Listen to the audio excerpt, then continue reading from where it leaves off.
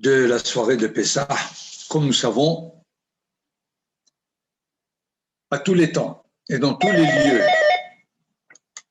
depuis la création, depuis la sortie d'Égypte, je dirais, même peut-être depuis la création, à l'unanimité, la soirée de Pessah est une soirée particulière, spécifique, fondamentale pour tout celui qui se trouve sur la table du Seder.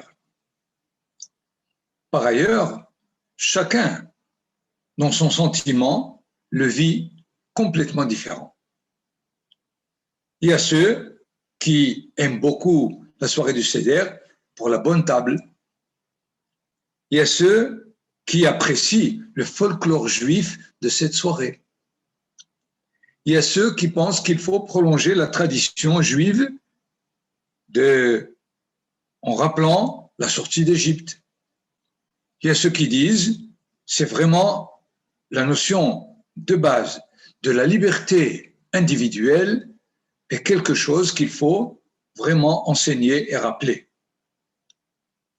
Il y a ceux qui pensent que c'est notre narratif, comme chaque peuple a son narratif. Et voilà, la liste peut être encore prolongée autant qu'on peut du sentiment, de la sensation que chacun peut avoir le soir du Seder. D'ailleurs, à l'âge de 13 ans, probablement différent de l'âge de 20 ans, de 30, de 40, de 60. Et nous sommes obligés donc de nous poser la question, comment trier l'essentiel de cette soirée du superflu qui peut l'accompagner? Pour répondre à cette question, je voudrais, comme premier mouvement, rappeler les stations essentielles de la soirée. Comme vous savez, Kadesh, Urhatz, Karpas et Hatz, il y a là-dedans 15 stations. Et lorsque le nombre est tellement grand, des fois, on ne sait plus qu'est-ce qu'on est en train de faire, pourquoi cet ordre, quel est l'essentiel, quels sont les mitzvot de la Torah, quels sont les mitzvot des Hachamim, quels sont les minhagim, parce que tous ces trois parties, domaines, constituent la soirée entière du Seder de Pessah. Donc, d'abord, il y a 2 mitzvot de la Torah et 2 ou 3 mitzvot des Hachamim.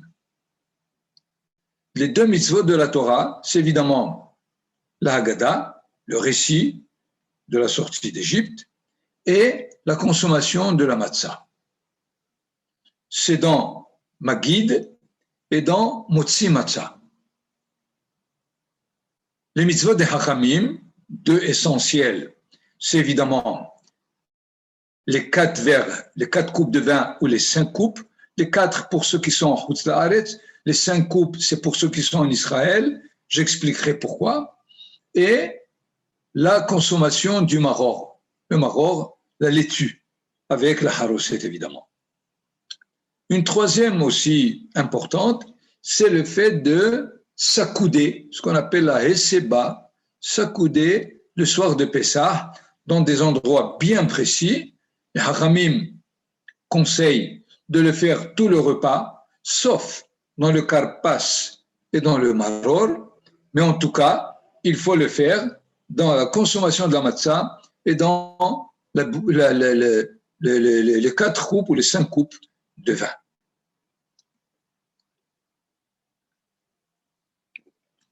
Et nous sommes donc là devant des indications de la Torah et des Hachamim qui nous est nécessaire de bien comprendre qu'est-ce que la Torah veut de nous exactement. Si c'est la Haggadah, est-ce qu'il s'agit de raconter ce qui s'est passé? Qu'est-ce que ça peut me rapporter? Qu'est-ce que ça peut me dire aujourd'hui dans le fait de lire la Haggadah? Puisque nous savons que la Haggadah a été développée pendant les générations. La Haggadah que la Mishnah raconte, c'est 1 page, pas plus. Et au fur et à mesure que l'histoire d'Israël se développe, plusieurs textes se sont ajoutés. Donc, c'est sûr que l'essentiel de la Haggadah, c'est de comprendre ce que les Hachamim demandent déjà dans la Mishnah, qu'il y a une introduction, qu'il y a le corps lui-même de la mitzvah de la Haggadah et les conséquences qui s'en suivent de ce récit. Est-ce que la Torah me dit quoi dire? Non, pas du tout. Elle me dit, Veigata levincha bayom ha'u lemor, tu diras à ton fils ce jour-ci, ce jour-là, à cause de et en vue de ceci, quoi, je ne sais pas, Dieu a fait pour moi tout ce qu'il a fait en sortant d'Égypte. Donc, la Torah ne nous dit pas quoi dire. Dans certains cas, elle nous dit quoi exactement dire, comme dans le cas du Kriyat Shema. Elle me donne le texte qu'il faut lire. Lorsque j'apporte les prémices au Beth Amikdash, il y a un texte, Arami, Oved Avi, Vayered Misraïma, Vayagorsham Bimtemehat, etc. Mais par exemple, quand elle me dit Ve'achalta, Ve'savata ou Ve'rachta, qu'est-ce que je dois dire? Je ne sais pas. La Torah ne me dit pas explicitement. Nous sommes donc là devant cette question, qu'est-ce que je dois raconter le soir de Pessah? À la limite, il me semble que la Torah s'adresse à un Hébreu ou à un Juif ou à un Israélite, comme vous le voulez, en pensant qu'il a quelque chose à dire en tant que quelqu'un qui appartient au peuple d'Israël compte tenu de la sortie d'Égypte. Et en plus, il doit le transmettre à son fils. Veigata levincha bayom ha'u lemor. C'est l'hypothèse de départ. Donc, de celui qui se trouve le soir de Pessah, devant la mitzvah de Haggadah de Pessah, du récit de la sortie d'Égypte, de trouver quoi dire. C'est pas possible que tu appartiennes au peuple d'Israël, après tant d'histoires, après tant de péripéties, de la sortie d'Égypte qui est racontée dans la Torah, chez les prophètes, dans les Tehillim, partout où vous vous trouvez, la sortie d'Égypte est là. Et donc, la Torah n'a pas besoin de dire qu'est-ce que j'ai à dire.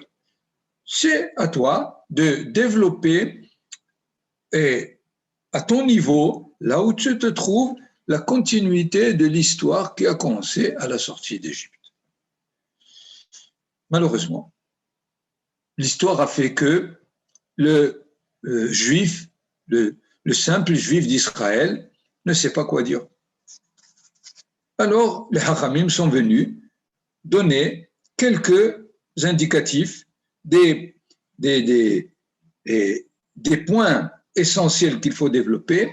Et nous avons évidemment dans la Mishnah qui dit Mosgim lo kos sheni, on lui sert la deuxième coupe des 4 ou 5 coupes, Vekan haben shoel.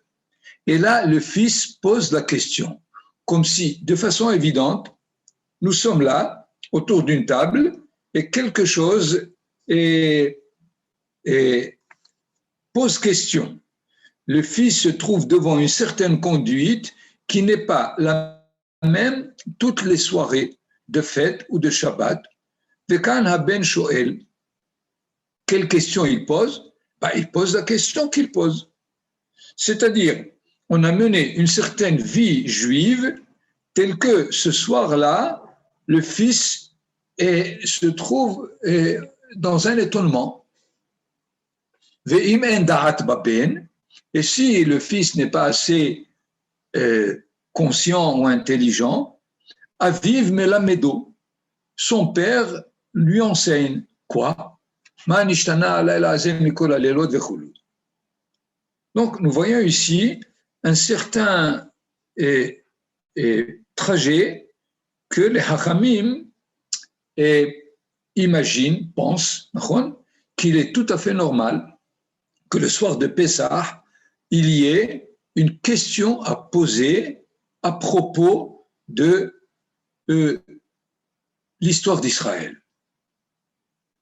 Par ailleurs, nous voyons que la Torah aussi a indiqué 4 situations possibles de questionnement dans Kish al-Khabincha Mahar lemor mazot, Kish al-Khabincha Mahar ma'edot ve'achukim ve'amishpatim, Ki omeru alechem benechem ma'avoda zot lachem, ve'igata levincha. Je ne rentrerai pas maintenant dans le détail de chacun, mais la Torah me donne la possibilité de 4 situations d'enfants qui posent des questions.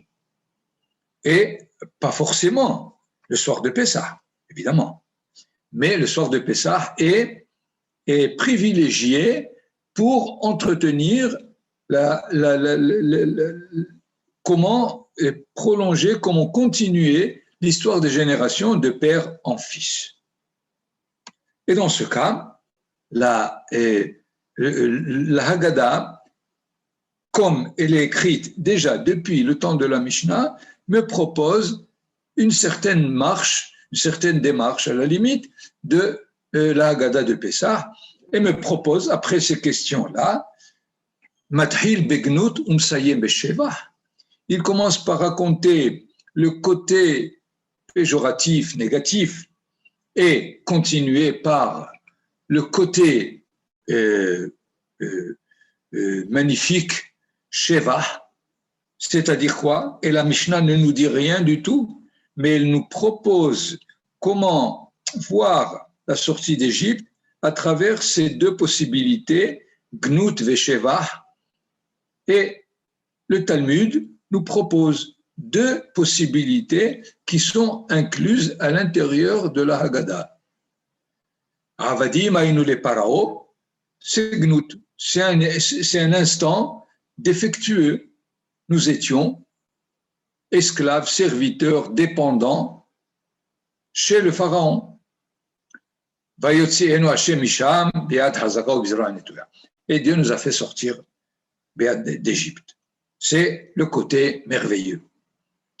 Ou bien, deuxième proposition, que vous trouvez aussi dans la Haggadah, au départ, nos ancêtres étaient des idolâtres. Mais qui sont ces ancêtres qui étaient idolâtres? Abraham, Yitzhak et Jacob, ils ne l'étaient pas. On peut remonter à Terah. Le père d'Abraham, effectivement, était idolâtre. Donc, Ovdei Avodah Zara Ayu Avotenu, c'est Terah, ou peut-être pas.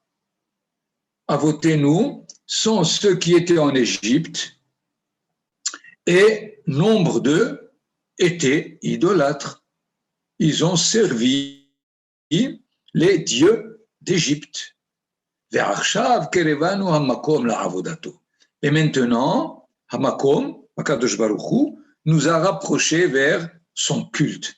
C'est-à-dire, état négatif, nos ancêtres étaient idolâtres, état merveilleux, qui mérite vraiment beaucoup d'éloges, nous sommes approchés du culte divin. Voilà, on se demande, mais pourquoi prendre cette pédagogie, si on peut dire, de la sortie d'Égypte, de commencer par raconter quelque chose qui n'est pas tellement, qui peut nous gêner. Bon, on était esclaves, et bien terminons, ça suffit de raconter toujours qu'on était esclaves. Baruch Hashem, on est sortis, on est des gens qui sont libres. Nos ancêtres, lesquels, ça ne fait rien, étaient idolâtres, à quoi ça me sert? Maintenant, Baruch Hashem, on est ceux qui servent à Kadosh Baruch Hu. Donc déjà, la proposition des Hachamim n'est pas du tout évidente. Et deuxième proposition, c'est de prendre le texte qui est mentionné, énoncé par celui qui amène les prémices au Beit HaMikdash à Shavuot, ce texte-là, Arami Oved Avi Vayered Mitzrayim Avayagor Sham Bimte Me'at, il faut que celui qui raconte la sortie d'Égypte, le prenne comme base d'étude et qu'il l'explicite, qu'il l'explique autant qu'il peut pour lui, pour ses enfants. De là, conclusion, la Mishnah encore exige que celui qui raconte dit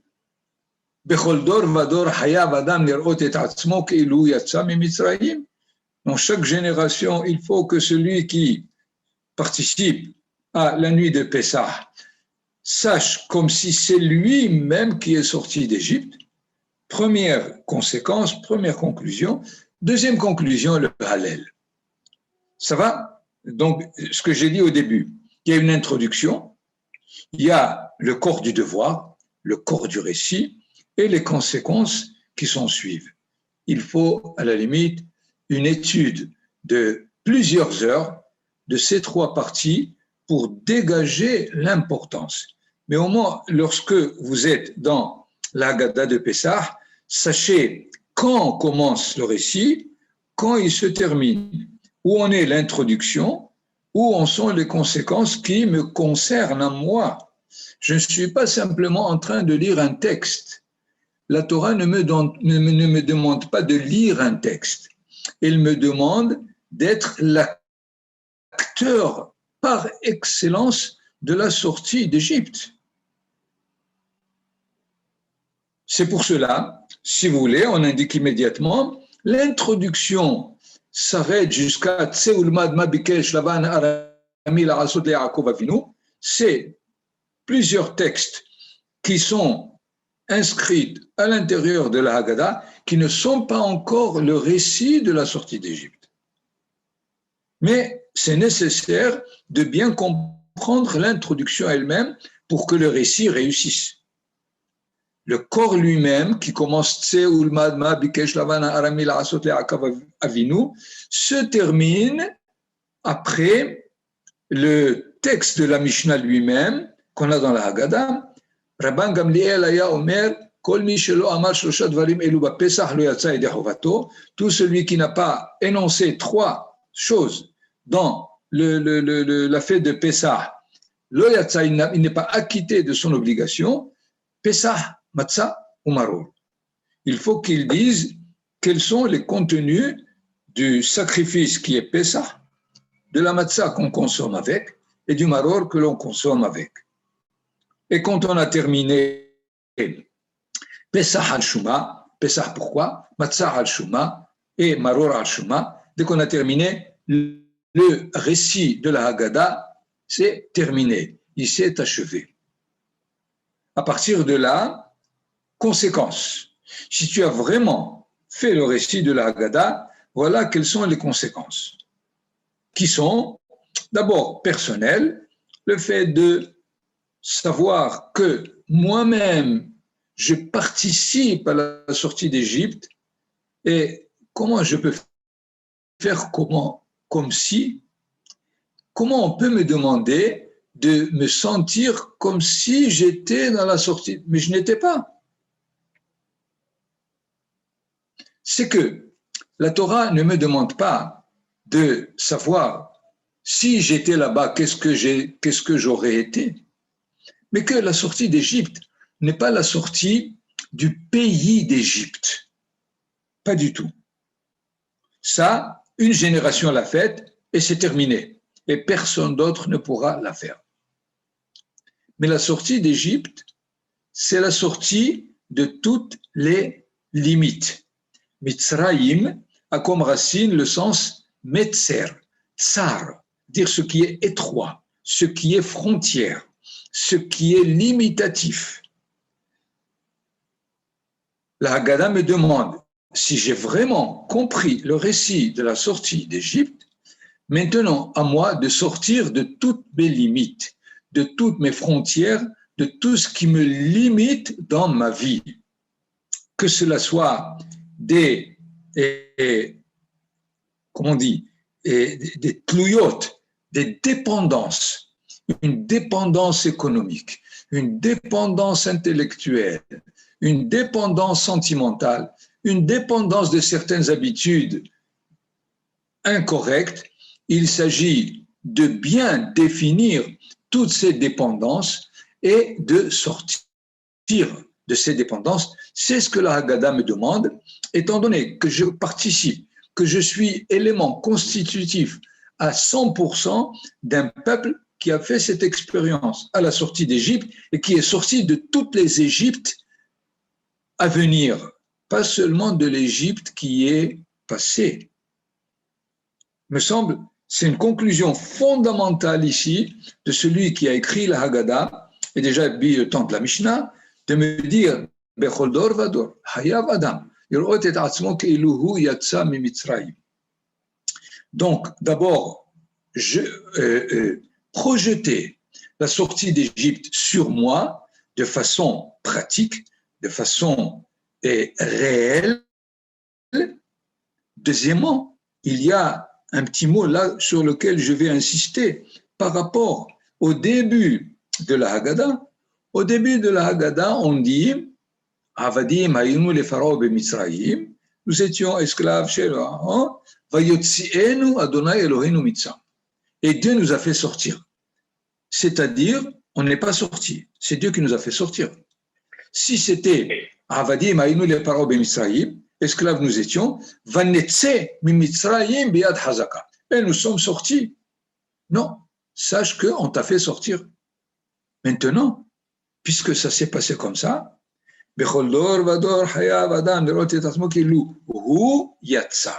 lui, il est sorti, on ne l'a pas fait sortir. C'est-à-dire qu'il y a un effort, d'une part, personnel, d'autre part, de le faire moi-même et de ne pas attendre que quelqu'un le fasse pour moi. Nos ancêtres d'Égypte, Dieu les a fait pour eux. Dieu nous a fait sortir. Mais là, si tu as vraiment réussi le récit de la Haggadah, conclusion, sors toi-même de ton Égypte, de tous les Égyptes dans lesquels tu te trouves au fur et à mesure de la vie de chacun de nous. Donc, première conclusion qui se trouve encore dans le Maggid. Deuxième conclusion, c'est le Hallel. Le Hallel qui commence à l'intérieur du Maggid, c'est-à-dire avant de boire le deuxième verre, on fait 2 psaumes du Hallel, et quand on verse le 4e verre, on continue le Hallel après le Birkat Hamazon. Par contre, vous êtes avec moi, ça va? Vous vous retrouvez un peu, je vous mets dans le Seder de Pessah une semaine avant, mais si vous ne vous retrouvez pas, arrêtez-moi, c'est très important parce qu'il s'agit de reprendre le soir de Pessah ces stations. Stations sont fondamentales parce que, à mon avis, il faut que après le Seder, on se sente quelqu'un d'autre avant le Seder. Si du début à la fin, je ne sens aucun changement, c'est dommage. Quelque chose a été raté cette soirée. C'est pour cela que chacun, à son niveau, doit, ayant réussi le récit de la sortie d'Égypte, dire « je viens de comprendre quelque chose de fondamental ce soir par rapport à moi et par rapport au peuple d'Israël ». Qu'est-ce que ça veut dire par rapport au peuple d'Israël? C'est le Hallel. Parce que le Hallel, comme nous le savons, n'est pas individuel. Le Hallel ne se dit que lorsqu'il concerne tout le peuple. Et essentiellement, les Hachamim ont choisi les psaumes du Hallel, comme le dit la Gemara, parce qu'ils sont la base de 5 grandes stations, à part des stations aussi secondes, de l'histoire d'Israël. Première station, la sortie d'Égypte, Betset Israël mi Mitzrayim. Deuxième station, l'ouverture de la mer Rouge, Hayam Ra'a Vayanus. La mer a vu, on ne sait pas ce qu'elle a vu, et elle s'est enfuie, c'est-à-dire elle s'est ouverte. Le Matan Torah, le don de la Torah, et Harim Rakdu Ke'elim. Les montagnes ont sautillé comme des gazelles. C'est-à-dire il y a eu une sorte de tremblement de terre le jour de la Torah. Pas un tremblement de terre physique, mais un tremblement de toute la création. La création a tremblé lorsque Akadosh Baruch Hu a décidé de donner la Torah à Israël. Donc, 3 stations déjà. 4e station, l'avènement du Mashiach, pas l'événement, l'avènement, c'est-à-dire les temps qui précèdent la venue du Mashiach, qui s'appelle Hevle Mashiach, c'est-à-dire les douleurs de l'enfantement du Mashiach. 5e station, Tihyat Ametim, la résurrection des morts, qui nous amène au Olam Haba. Ce qui fait, reprenons, après le récit de la Haggadah, il y a les 2 conclusions. Une conclusion personnelle et une conclusion nationale. Nationale au niveau de l'histoire de la nation. C'est-à-dire, il y a 3 stations qui sont derrière nous et 2 qui sont devant nous, et donc je suis obligé d'en prendre conscience et d'en être le plus participant possible. Il ne s'agit pas de croire à la venue du Messie, il s'agit de participer à la venue du Messie. Ce sont 2 choses complètement différentes. Celui qui croit, et je dirais à la limite, et que ça lui fasse du bien notre Messie, eh bien qu'il vienne, je suis là, mais si jamais je participe à l'avènement ou à l'événement du Messie, je dois savoir qu'est-ce que je dois faire pour que le Messie puisse arriver. Si ce n'est pas le Messie, que les temps du Messie, Yemot HaMashiach, soient de notre génération. Ça va ?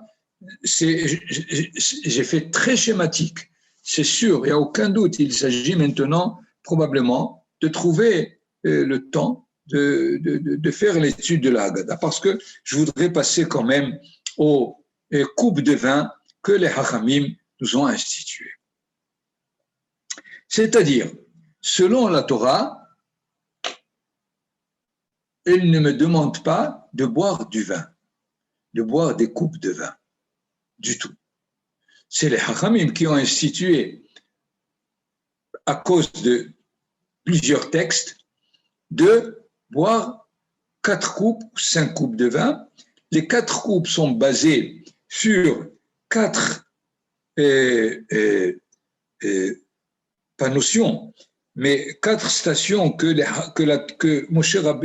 Akadosh Baruch Hu donne à Moshe lorsqu'il a décidé de faire sortir Israël d'Égypte. Je vais vous faire sortir d'en dessous de la charge de l'Égypte. Je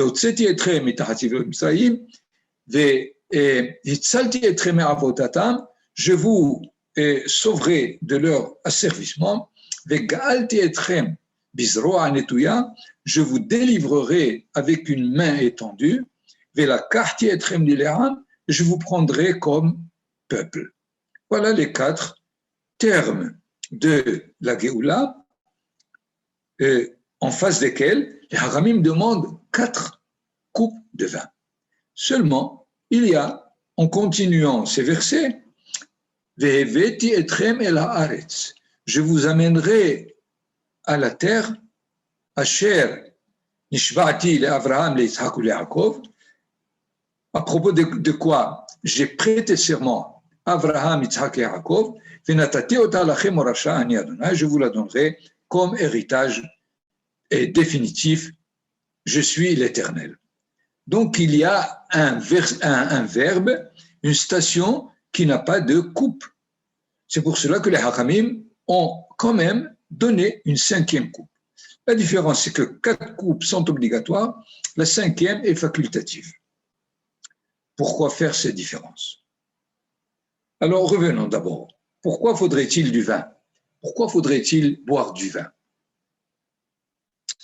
Il semble que la matzah qui concrétise la sortie d'Égypte et la liberté d'Israël se trouve aussi en parallèle sur les coupes de vin qui eux aussi concrétisent la sortie à travers les 4 termes que la Torah demande. Est-ce que c'est un double? Non. La Torah, elle, indique le but ultime, la matzah. Le but ultime, c'est la liberté totale, définitive. Les Hachamim savent qu'il faut la faire de façon progressive. Il faut des stations. Il ne faut pas croire que on sort d'esclavage à la liberté d'un coup. C'est pas binaire. C'est pas oui, non. Arriver à la liberté que la Torah demande, ça exige plusieurs stations. Et je pense que cela soit par rapport à un peuple, que cela soit pour un individu. Nous savons que malheureusement, celui qui se trouve dans une tipoule psychologique, et dans un traitement psychologique, il y a des tas de stations. Ça prend du temps. Il faut d'abord revoir le passé. Il faut savoir comment s'en débarrasser, comment acquérir vraiment la vie libre par la suite. C'est ce que les Hachamim veulent enseigner. Puisque la différence générale d'ailleurs, pas seulement pour Pessah, entre la Torah et les Hachamim, la Torah indique les buts. Les Hachamim indiquent le trajet, la trajectoire, les éléments qui amènent vers le but. La Torah me dit, par exemple pour le Shabbat, Sheshet Yamim ta'aseh melachtecha vayom hashvi'i Shabbat l'Hashem Elokecha lo ta'aseh kol melacha. Tu feras Shabbat, tu ne feras pas de travail. Comment? Je ne sais pas. La Torah ne me dit pas. Cela veut dire que quand la Torah me dit une mitzvah, elle me l'a dit au niveau du but à atteindre. Les Hachamim, dans chaque génération, proposent les habitudes, les décrets, les institutions à réaliser pour arriver à ce but. Et dans ce sens, il faut comprendre que la matzah et les coupes de vin ne font pas un double. Mais la matzah caractérise la liberté totale, si on peut dire, alors que les coupes de vin indiquent quelles sont les étapes à suivre pour arriver à la liberté que la Torah me recommande à travers la matzah.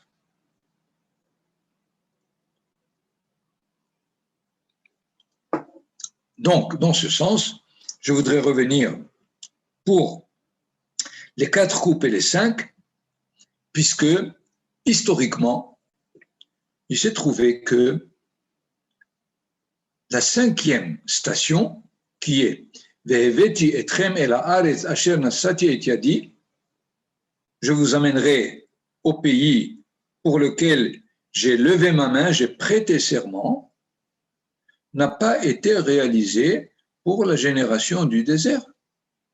Les 4 étapes, Ve'otseti, Ve'itzalti, Ve'ga'alti, Ve'lakahti, ont été réalisées entièrement, alors que la 5e n'a pas été réalisée. Comment ça se fait qu'Akadosh Baruch Hu ne tient pas parole, mais il les a dites à la suite, aucun doute. Il y a là donc, dans l'histoire, une différence entre les 4 premières étapes et la 5e. Pour dire, les 4 premières étapes ont été réalisées à la limite de force par Akadosh Baruch Hu pour la génération de la sortie d'Égypte. Et la 5e est restée comme, pas optionnelle, mais en tout cas volontaire. C'est-à-dire, cette génération du désert devait décider de rentrer et Akadosh Baruch Hu l'aurait accompagné. Les 4 premières étapes ont été contraintes. La 5e étape est libre. De là, on peut comprendre pourquoi les Hachamim ont vu dans les 5 coupes 4 obligatoires et 1 facultative. Dans le sens, pour nous rappeler que les 4 premières étapes, étant donné qu'ils sont contraintes, les 4 premières coupes sont contraintes aussi. obligatoire. Mais la cinquième qui est à réaliser par celui qui veut réaliser toute la sortie d'Égypte, boira aussi la cinquième coupe. Et là, donc, c'est optionnel pour chacun. À mon avis, celui qui vraiment sent qu'il est monté en Israël pour la raison fondamentale de monter en Israël, il faut qu'il boive la cinquième coupe.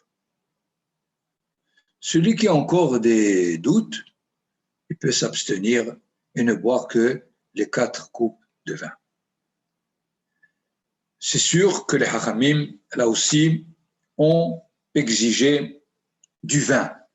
Pourquoi le vin? Ils peuvent nous dire n'importe quel je sais pas, du whisky ou de la boucha ou de la mahia ou n'importe quel produit. Il semble qu'il y a là une indication même dans le sens où les coupes de vin représentent la liberté. Nous savons que le vin a pour propriété essentielle, c'est qu'il est d'abord un jus de raisin et ensuite il se développe pendant plusieurs jours jusqu'à devenir du vin. Alors qu'un jus d'orange, dès que tu le fais, il est jus d'orange du début à la fin. Mais le vin a cette caractéristique de se développer. Il y a un potentiel qui se réalise à travers toute la transformation biochimique, si on peut dire, que le jus de raisin réalise. Pour nous dire de la même façon, la liberté est une trajectoire à réaliser. Elle se développe, comme le vin aussi fait son développement du jus de raisin vers le vin. Deuxième caractéristique, elle peut se trouver dans d'autres boissons, mais essentiellement, c'est qu'il faut bien savoir comment boire le vin. Trop, on devient saoul. C'est-à-dire, la liberté qu'il s'agit d'acquérir est une notion, ou plus qu'une notion, elle est un sentiment, une réalisation très dangereuse, comme le vin. Si on ne sait pas la prendre avec les quantités qu'il faut, on risque de la déformer, de nous déformer à travers cette exigence de la liberté. On veut être libre, vous savez bien combien la définition de la liberté est multiple. Depuis la définition la plus je fais ce que je veux, okay? Ça ne s'appelle pas une liberté,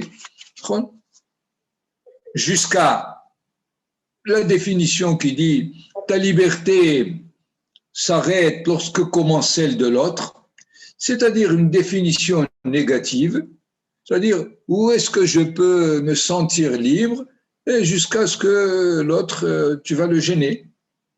Et une définition approximative, je ne l'aime pas du tout d'ailleurs, mais il y a la définition de la liberté, c'est-à-dire être conscient de l'identité que je vis au jour le jour à l'intérieur d'un peuple et à l'intérieur de toute l'humanité. Celui qui est conscient, et de plus en plus d'ailleurs, ça ne se donne pas en un jour, ni en une année, ni même pendant toute une vie. La conscience de l'identité qui me demande de vivre selon une certaine façon, c'est là où je constitue ma liberté. La liberté n'est pas faire ce que je veux, mais de vouloir ce qu'il faut faire. Et donc, c'est un travail très, très difficile, des fois mal ressenti, donc c'est mal boire le vin. La liberté risque de me rendre ivrogne, de me croire quelqu'un, que je ne suis pas du tout. Dans ce sens, les Hachamim obligent de boire 4 coupes de vin pour concrétiser les étapes. Et d'ailleurs, le premier verre de vin, on le consomme au Kiddush, le deuxième après la Haggadah, le troisième après le Birkat Hamazon, le quatrième après le Hallel et le cinquième à la fin du Seder. Voyons que ces stations sont très importantes. Au Kiddush, premier verre de vin, il me semble que là, les Hachamim viennent me dire, vise déjà quel est le but de tout ce que tu vas faire ce soir. Kadesh, la Kedusha, c'est-à-dire la sainteté à réaliser dans le monde. Magid, le deuxième verre est consommé et bu après le récit de la Haggadah, c'est finalement, ce qu'on a dit tout à l'heure, réciter ou citer les stations qui mènent vers cette sainteté. Lorsque le troisième vers arrive avec Birkat Hamazon, c'est que j'ai assimilé ce que je viens de raconter. Étant donné que je bois du vin après m'être nourri, après faire le Birkat Hamazon, c'est comme si je dis, maintenant, la station 3, c'est j'ai assimilé, j'ai intégré le récit de Pessah. Le Hallel, qui est le quatrième vers, je suis en train de me préparer aux stations futures de l'histoire d'Israël. Et le dernier, le cinquième vers, un peu trop lent pour l'expliquer, je vous le laisserai, Be'ezer Hashem, pour vous-même, ou l'année prochaine, je pourrai vous le donner, parce qu'il demande beaucoup plus d'études. La cinquième coupe n'est pas une coupe facile du tout. Les 4 premières, c'est assez vite. J'ai dit, décrire le but, les stations pour arriver, l'intégration, l'assimilation de ce qui a été dit, et finalement, la préparation pour l'avenir. C'est ça les 4 groupes essentiels. Si vous les avez, Be'ezer Hashem, je pense que nous sommes assez chargés. Je voudrais vous laisser quelques minutes pour remarquer, faire des remarques ou poser des questions. Vous pouvez ouvrir vos... Je n'ai pas, évidemment, parlé ni du Maroc, ni de la SEBA, de beaucoup d'autres choses, mais il me semble ces points premiers essentiels et peuvent au moins nous guider le soir de Pessah. Moi, j'aurais une question. Ken. Attendez, je vais mettre la vidéo. Oui, je voulais vous demander, puisque finalement le but de la sortie d'Égypte, c'est d'être acteur. Oui.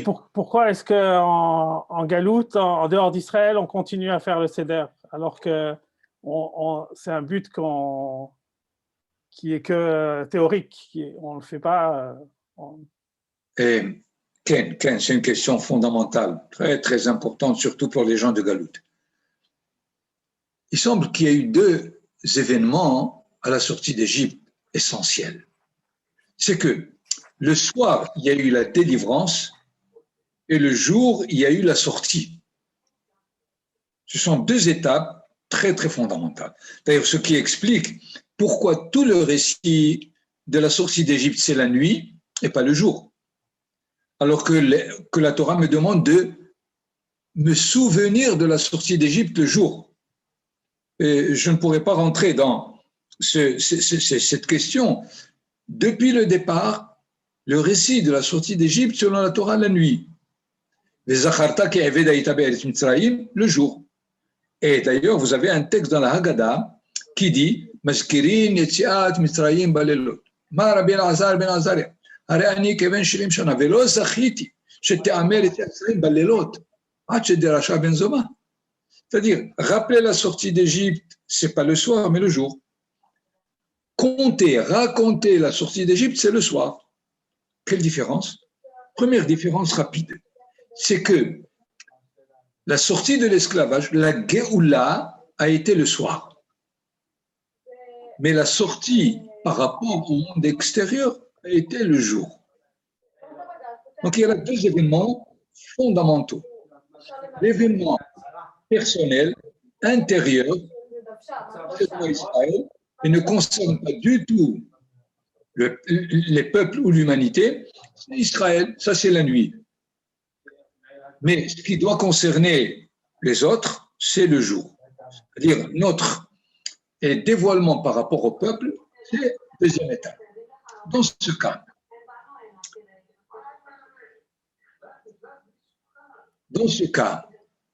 la sortie de la nuit indique un point de non-retour. C'est-à-dire, Israël a été délivré, il a été délivré définitivement, quelles que soient les conditions dans lesquelles il se trouve, dans l'histoire qu'il va vivre. Dans ce sens, j'explique d'ailleurs pourquoi est-ce que la bracha de la Géoula est au passé. Baruch ata Hashem Gaal Israël. Toutes les bénédictions sont au présent. Boré Peri Haaretz, Amotzil Hanin Haaretz, Shakol Nihya Idvaro. Tous sont au présent. Alors que la Géoula est au passé. C'est pas pour dire c'est un événement passé, mais ça veut dire que c'est un événement acquis. C'est-à-dire, depuis la sortie d'Égypte, le juif, là où il est libre. C'est ce qui permet aux juifs de Galout de faire Pessah le soir d'Égypte. Mais ils ne sont pas encore sortis. Ils sont libérés, mais ils ne sont pas encore sortis d'Égypte. Il faut bien distinguer entre ces deux mouvements. Ils sont fondamentaux pour bien comprendre ce qui s'est passé. C'est-à-dire, l'événement de la délivrance a été cette soirée et définitivement. Sortir d'Égypte au niveau des peuples, c'est à nous de le réaliser. C'est ce qui nous est demandé chaque jour de nous rappeler dans la Kriyat Shema, Ani Hashem Elokechem asher hotzeti etchem me'eretz Mitzrayim liot lachem Eloi. Lo Ani Hashem asher ga'alti etchem, mais hotzeti etchem. Voilà donc ce qui justifie, si vous voulez, le soir de Pessah, même en Galout. C'est ce qu'on pourrait résumer en disant que le juif qui est encore en Galout, il subit l'histoire, et le juif qui est en Israël, il fait l'histoire. Mais dire, dans ce sens, lorsque j'ai dit l'acteur, c'est lorsque on est arrivé ici. Mais sinon, on n'est que libre, c'est tout. Mais on n'a pas encore embrayé l'histoire d'Israël. Libre du choix. C'est pour cela qu'il ne peut pas boire le 5e verre, celui qui est en Galout. Certainement pas. Pas pour lui. Celui qui est là, c'est optionnel. Il pense qu'il a réalisé vraiment ce qu'il doit pour que l'histoire d'Israël évolue, alors il boit le 5e verre. Et Baruch Hashem, depuis que je suis rentré en Israël, je bois le 5e verre.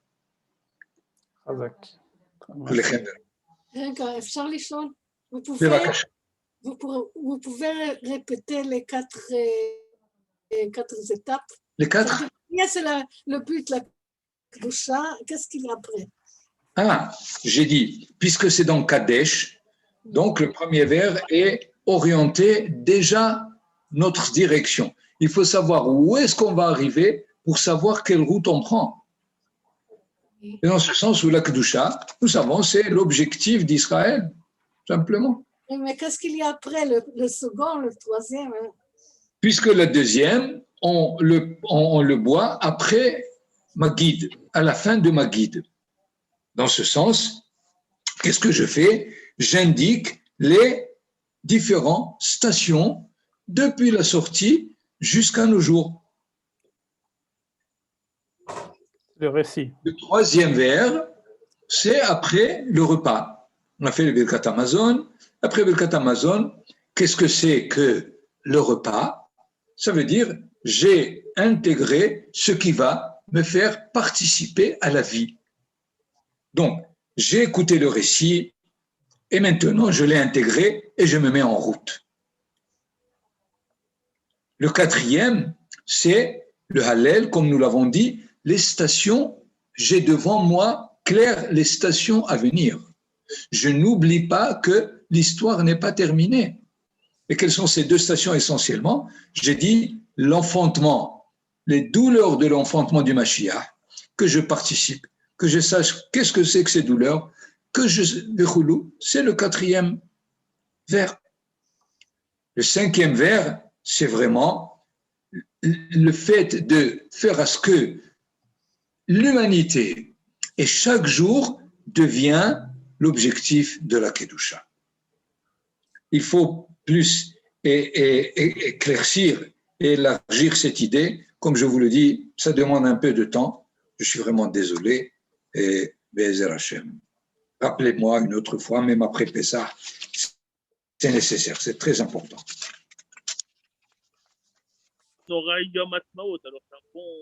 Par exemple, oui, c'est sûr, ça concerne Yom Ha'atzmaut Bediou, ça concerne ça. C'est relié, mamash, directement. Tov, Azé, Pessah Sameach. תודה רבה, שבוע טוב, פסח שמח. חג שמח. Porter quelqu'un d'autre à la fin du Seder. Je vous le demande. C'est possible. Il faut juste un peu chercher où est-ce qu'on est enfermé, où est-ce qu'on est limité, et on sort immédiatement. Baruch Hashem, et c'est une soirée réussie. J'ai toujours dit, un juif en galoute qui a vraiment réussi la soirée de Pessah, qu'est-ce qu'il fait le lendemain? Il fait ses valises. Les valises. Il prend un cartis et il arrive ici. Il a réussi, mamash, le soir de Pessah. Sinon, les Shana Abba, Birushalayim. En Israël, qu'est-ce qu'il fait après le Pessah? Oh, ça, j'ai besoin d'une heure. Au moins, pour te dire comment celui qui est en Israël doit évoluer. C'est pas évident. Pour le sud de Galoute, c'est évident. C'est vite fait. Ici, ça demande beaucoup de connaissances à travers l'histoire d'Israël pour savoir comment chacun doit évoluer avec l'histoire ici en Israël. Mais la question fondamentale est bonne, très juste. Il me semble que le Maharaj de Prague, n'est-ce pas, il dit que derrière les quatre enfants, il y a un cinquième qui se cache, hein, le cinquième qui n'est pas. Non. שמת אותה על השולחן פה. זה בגלל שאתה בורח, אז אתה מחפש. כן, הרב.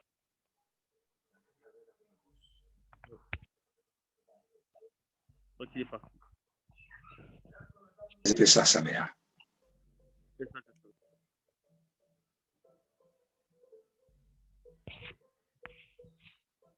חג שמח לכם. חג שמח. חג שמח.